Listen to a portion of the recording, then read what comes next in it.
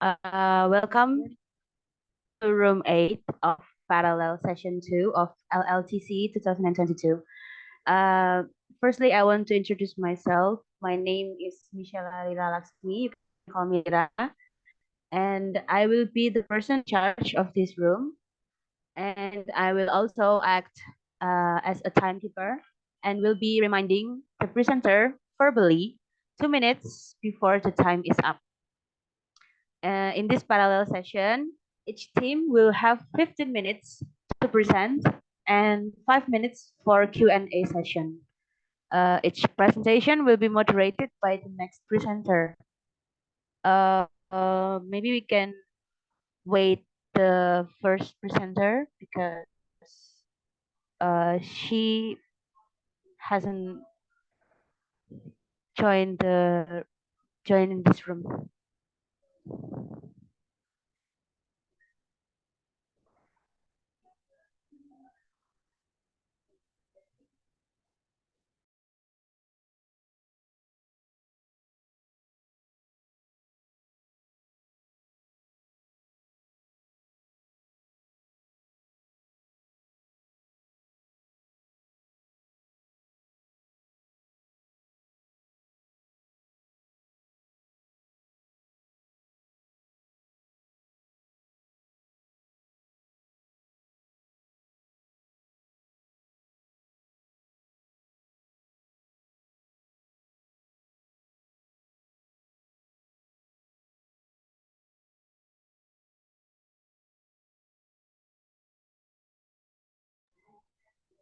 All right, ladies and gentlemen, without further ado, I would like to invite Miss Marcelina Wijaya to present her paper and will be moderated by me, Rira.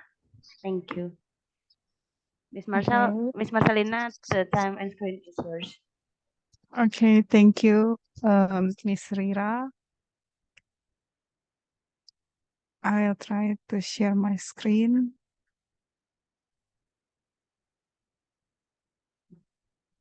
Is it visible now, Miss? Yes, Miss. Okay. Right.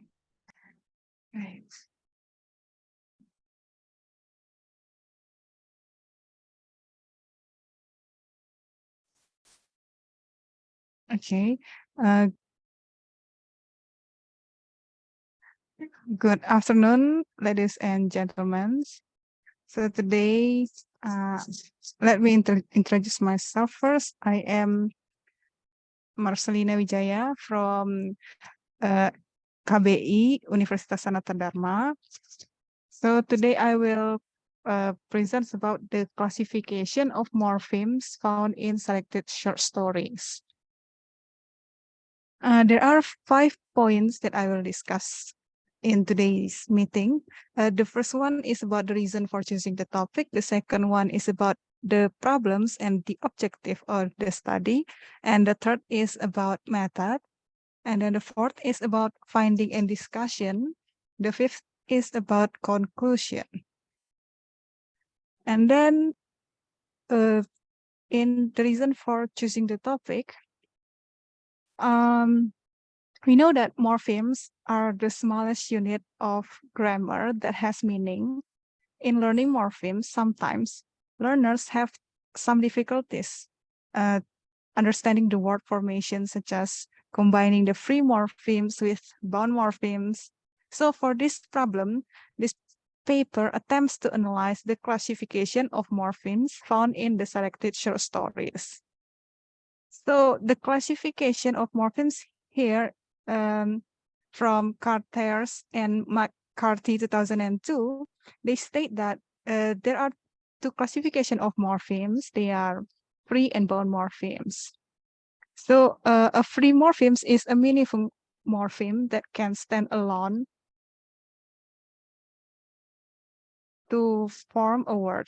For example, like the word she is the root, and this is also the smallest unit of the word which has meaning. The meaning of the word she is one person whose gender is a woman or a female. And then a bound morpheme is a morpheme that cannot stand alone and consists of one free morpheme and one or more affixes, such as prefixes, infixes, and suffixes. For example, the word worker. It consists of one free and bound morpheme. A free morpheme is the work, and the with the suffix "er", it becomes a bound morphemes. So the word work is a verb. By adding the suffix "er", it becomes a noun. And then the problems and the objective of the study. This paper tries to analyze the types of morphemes found in the selected short stories and the differences between distribution of the affixes found in the morphemes from the selected short stories.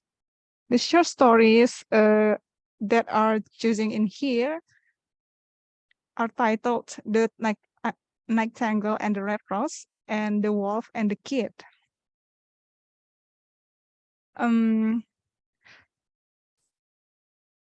These short stories are chosen because they are still relevant to our circumstances.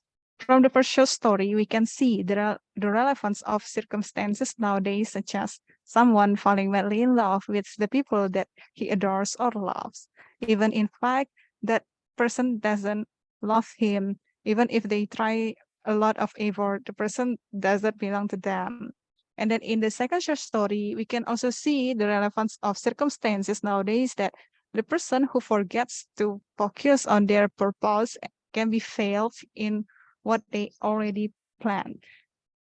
Another reason these short stories are chosen is that the appropriate data can be found to answer the research questions.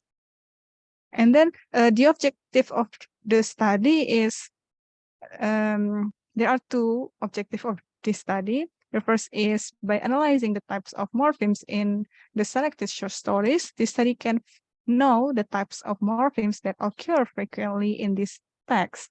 And then the second one is, after knowing the types that occur frequently through this study, we can know the differences in the morphemes that contribute to the selected short stories. And then the method that this paper applies is descriptive qualitative method. The qualitative method applies to analyze the data, and the descriptive is used to describe the finding. This paper uses Cartier's A and McCarthy's 2002 theories. They stated that there are two types of morphemes, which are free morphemes and bound morphemes. In bound morphemes, you can also see the derivational and inflectional morphemes. A derivational morpheme is usually occurred to change the meaning of a word and the word class. For example, happy. The word happy in here is adjective. It becomes happiness, noun, by adding the suffix -ness. And then an inflectional morpheme changes the grammatical properties of a word for syntactic reasons without changing the semantic meaning or its function. For example, rose plus suffix -s, it becomes roses. The root rose is singular and it becomes plural by adding the suffix -s. And then in finding and discussion, this is only the sample. So we can see that the free morphemes in the nightingale and the red rose, for example, like she, that, will, his, what, a, and here, joy, to. This is from paragraph first, paragraph second, and paragraph third. And then in the wolf and the kid, for example, like there, once, all, alone, hope, and for. The reason they are free morphemes because they can stand alone. And even though these words are free morphemes, we can also add suffixes and other affixes in this word. But not all. For example, like there, we cannot add any affixes in here. And then bound morphemes in the nightingale and the red rose, for example, we can find it like roses, cried, eyes, field, suffers, surely, which is the combination of the free morpheme and the suffixes. And then in the wolf and the kid, for example, like growing, horns, sinking, shadows, are the bound morphemes. And then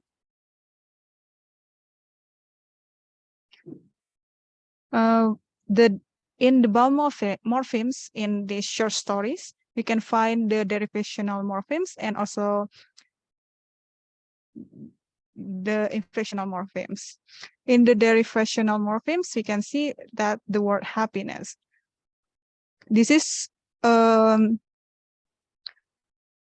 word happiness in here is from the adjective happy and become a noun by adding the suffix ness. And then in the wolf and the kid, for example, growing, grown, by adding the suffix ing, the verb becomes a noun. By adding the suffix n, the verb becomes adjective. And then, right.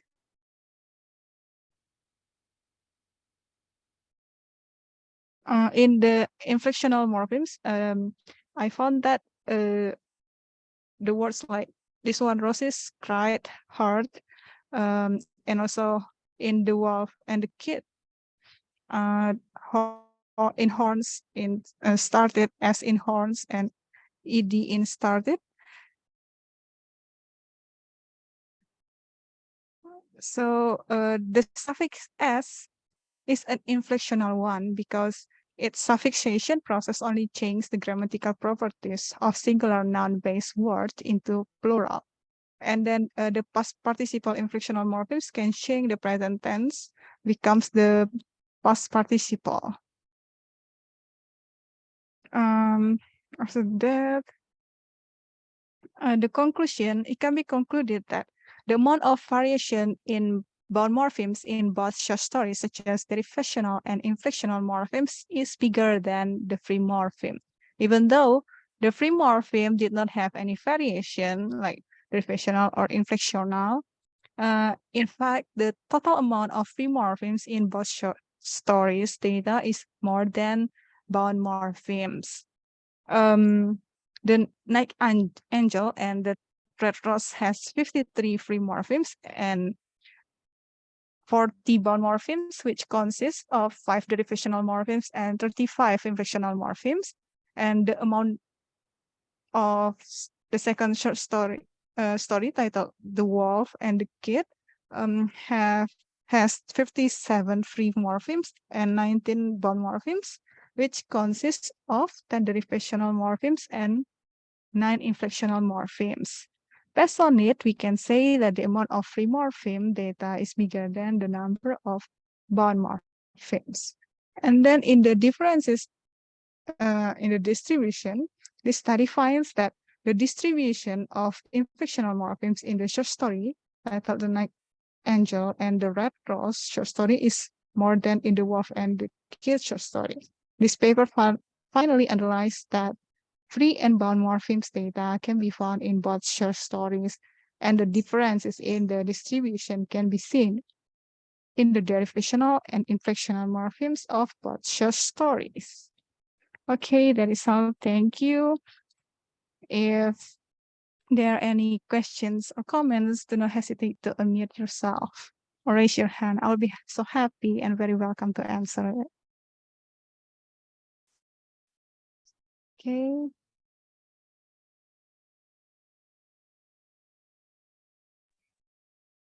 All right, thank you, Miss Marcelina Wijaya, for the insightful presentation. And are there any questions from the participants? Oke, Cahya Pratama. Hai Lina. Hai Mas Cahya, Long time Mr. no see. Cahya. Yeah, Mr. Cahya. So thank you for the presentation. It's been a long time for me not meeting linguistics in my life. Anyway, this is my imagination, Lina. So what's next after finding the morphemes in the short story? I mean, like, um, let's say we are in the world of education, right? Let's say we are working as a teacher or we are working as a lecturer, and then how it might sound rude in my opinion, but what's the function of knowing that, oh, we have three morphemes here, we have one morphemes here? I mean, like, uh, how can finding three morphemes and one morphemes contribute in the development of English education? Especially, I imagine that it's very hard, to apply this in communicative based class. But if this is about structural approach, then I think, oh yeah, it's still applicable. But for the communicative approach, like, so what's next, like that? So yeah, that's it, Lina. Thank you. Oh, okay. Thank you so much, Mas Cahya Pratama.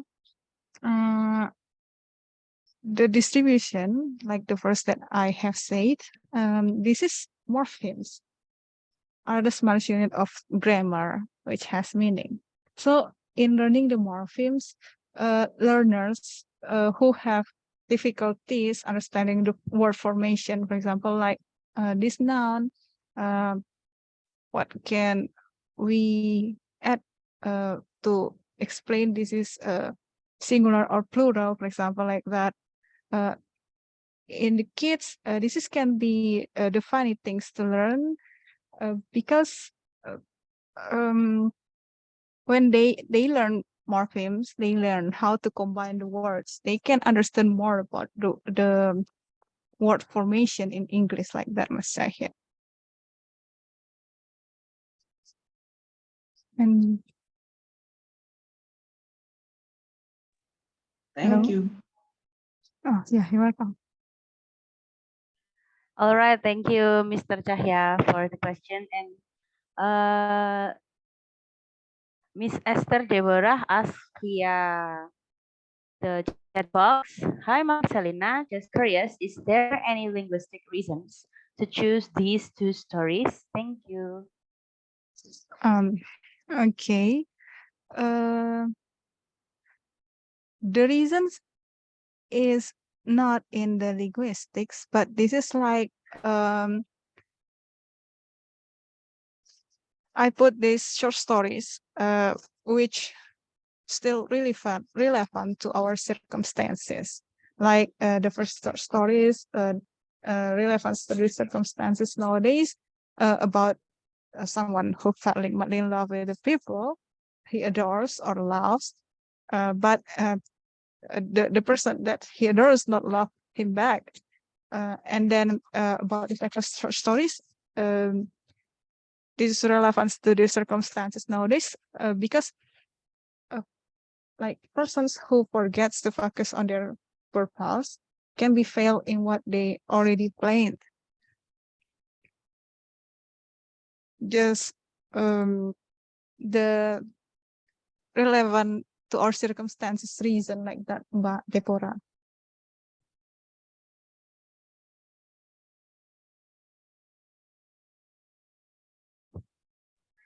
All right, thank you, Miss Yeah, you're Esther welcome. Deborah. Is there or are there any questions from another participant?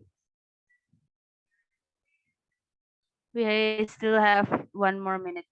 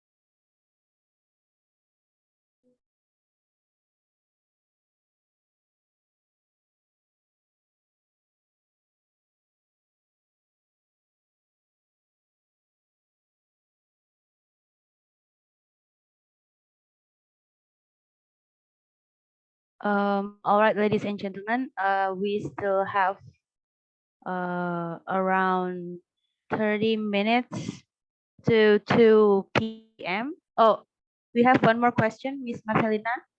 From Maria Kartika Widyastuti. I have a question. What challenges did you find when conducting this research? Thank you. Okay, the challenges is that between the free morpheme and bound morpheme, sometimes we can feel like the bound morphemes is the free morpheme because when I try to make this answer the research problems, I think like, oh, maybe this one is a free morpheme, not the bound morpheme. But when I try to use the application to translate it, or in fact, it has the root, it has the free morpheme. So it's just like that, Mbak Kartika. Okay, thank you. I got it. Yeah, you're welcome.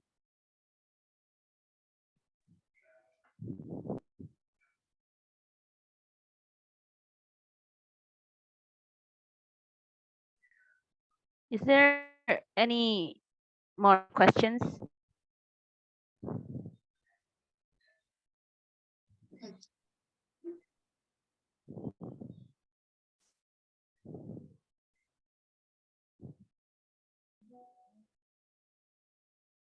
If no, perhaps ladies and gentlemen can please kindly choose another breakout room, because in this room we only have Miss Marcelina for the presenter, and we still have around 30 minutes to close the parallel session. Okay, yeah, you can leave this room and choose another room to listen to another presenter. Thank you. Thank you, Miss Marcelina, for the fruitful discussion. Thank you, Ms. Lina, for becoming the moderator. Yes, have a nice day, Miss Marcelina, and all the participants. Thank you. Yeah, it's nothing.